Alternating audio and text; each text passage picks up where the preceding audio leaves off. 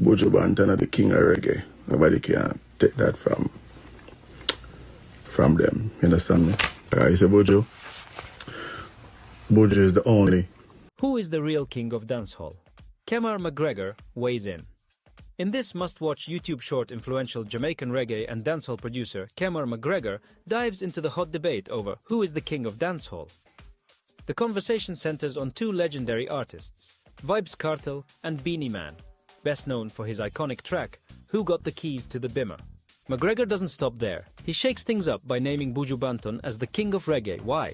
According to McGregor, Buju's unmatched versatility allows him to dominate both genres, performing reggae one night and dancehall the next with equal brilliance. He even places Buju above the legendary Bob Marley as the reggae king, arguing Marley exclusively focused on reggae, while Buju masterfully blends reggae and dancehall. When it comes to dancehall, McGregor crowns Beenie Man as the king.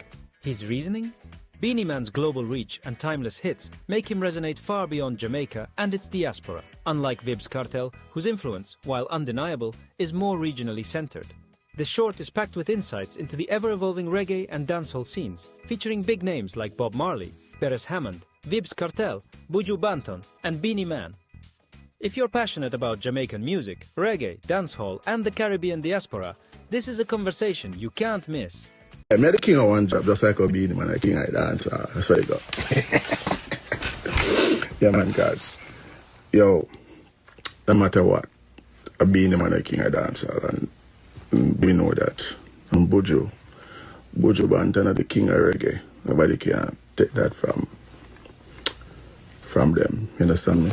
You say Buju? Buju is the only reggae artist who can perform one night appear, roots and culture, lovers back in the place, burn down, and the next night him can go to a dancehall set in the place, burn down. So this is why Buju is the king of reggae.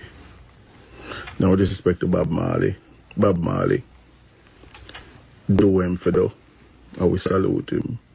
But Bob Marley is not as great as Buju, because Bob Marley cannot do dancehall. He only can just do one style, one of the genre, right? So Bob just can do the lovers rock and the roots and culture. Buju can do all of them, right?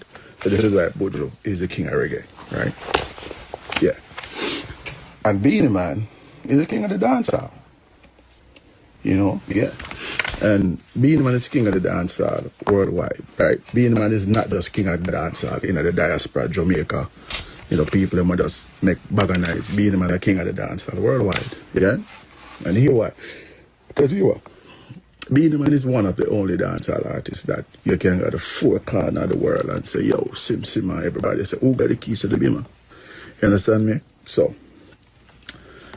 the dancehall artists that might run on the title, we say them are king of the dancehall. No, Beenie Man is the king of the dancehall. And respect to every dancehall artist, what do them think?